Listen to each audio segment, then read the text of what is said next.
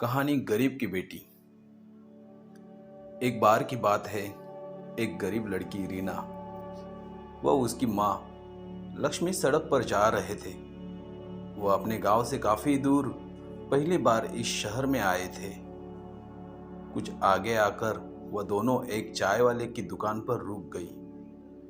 कुछ पल यहाँ वहां देखने के बाद लड़की की माँ लक्ष्मी दुकान वाले के पास पहुंची और उससे कहने लगी, भैया हम आज ही सोनापुर गांव से आए हैं।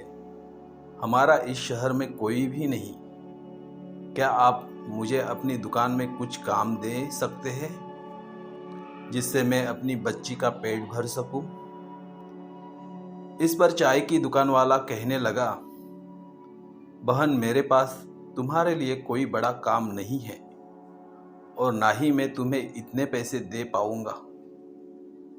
इस पर लक्ष्मी कहने लगी, भैया मुझे पैसे की जरूरत नहीं, मैं आपके बर्तन भी मांज लूंगी, बस आप उसके बदले में मुझे इतना खाना दे देना कि जिससे मेरी बच्ची का पेट भर सके। दुकान वाला कहने लगा, ठीक है बहन, लेकिन तुम रहोगी कहाँ? इस पर वह बड़ी मायूसी से कहने लगी, भैया मेरा इस दुनिया में कोई नहीं रहा, क्योंकि रीना के पिता का देहांत हो गया, जिसके बाद मेरे ससुराल वालों ने मुझे और मेरी बेटी को धक्के मार कर घर से बाहर कर दिया है। वो बोली, अब तो मुझे ही अपनी इस बच्ची को पालने के लिए कुछ न कुछ काम करना पड़ेगा। आपको मंजूर हो तो मैं आपकी इस दुकान में ही सो जाऊंगी। सुबह जब तक आप अपने घर से आएंगे तब तक मैं आपकी दुकान में झाड़ू पोछा व बर्तन साफ कर दिया करूंगी। इसके बदले में आप बस मेरी बेटी की कुछ खाने को दे दिया करना। लक्ष्मी की ऐसी बातें सुनकर चाय वाले का मन पिघल गया और उसने लक्ष्मी की बात मान ली। दोनों माँ बेटी वही दुकान में रहने लगी और काम करने लगी। ऐसे ही उनका समय बीतने लगा। एक दिन चाय वाला उससे कहने लगा, बहन मैं तुम्हारे लिए पास के कारखाने में बात करूंगा जिसमें मेरी चाय जाती है। उसके मालिक का स्वभाव बहुत अच्छा है। उनके पास तुम्हारे लिए कोई काम होगा तो वह तुम्हें अवश्य ही काम देंगे, जिससे तुम्हें व तुम्हारी बेटी को एक अच्छा ठिकाना मिल जाएगा। यह कहकर चाय की दुकान वाले भैया ने जब कारखाने के मालिक से उन दोनों के बारे में बात की तो मालिक ने कहा, ठीक है, हमारे घर पर एक काम करने वाली की आवश्यकता है, इसलिए तुम उसे हमारे घर भेज देना।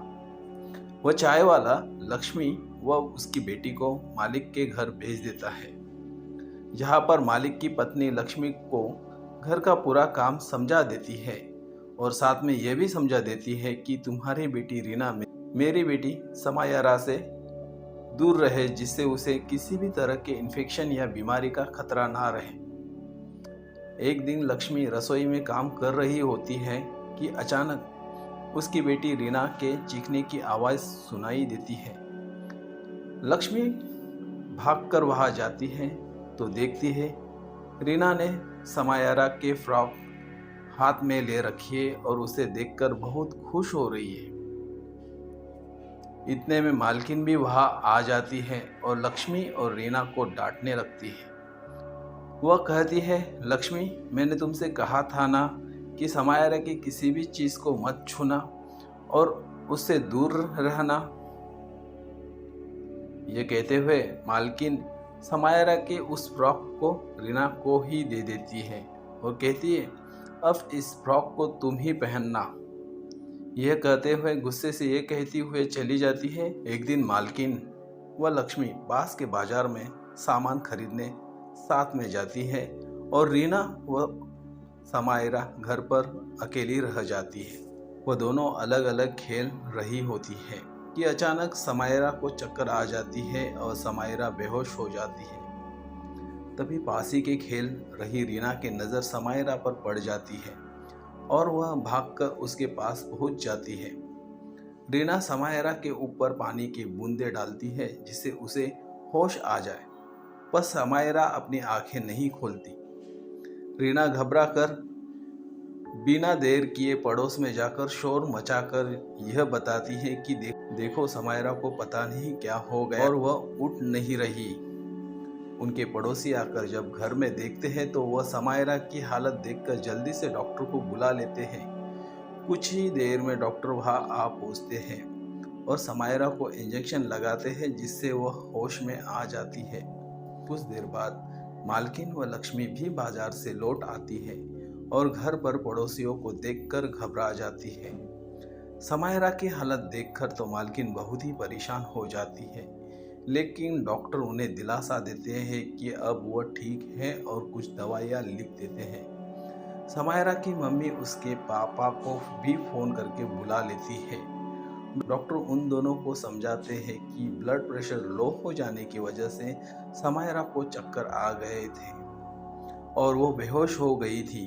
ऐसे में अगर ये सही समय पर रीना पड़ोस में जाकर लोगों को नहीं बुलाती तो कुछ भी हो सकता था।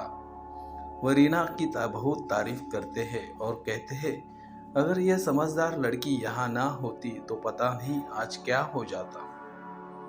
डॉक्टर की यह बात सुनकर समायरा के मम्मी पापा बहुत खुश होते हैं और रीना व समायरा को साथ में खेलने की इजाज़त दे देते हैं, जिससे लक्ष्मी की परेशानी और भी सुलझ जाती है। अब वो खुशी खुशी मन लगाकर उनके घर में काम करती है और अब उसे अपनी बच्ची की भी चिंता नहीं रहती, क्योंकि अब रीना और समायरा सारा समय साथ खेलते रहते हैं। इस प्रकार एक गरीब माँ और उसकी बेटी जिसका कोई सहारा नहीं था, उन्हें सहारा मिल जाता है और खुशी खुशी उसका जीवन व्यतीत होने लगता है। इसलिए हमें कभी भी जीवन की कठिनाइयों के सामने हिम्मत नहीं हारनी चाहिए और डटकर उनका सामना करना चाहिए। दोस्तों, अगर ये कहानी आपको पसंद आई होगी तो आप हमें कमेंट अवश्य करें और साथ ही अगर नए हो तो चैनल को सब्सक्राइब करके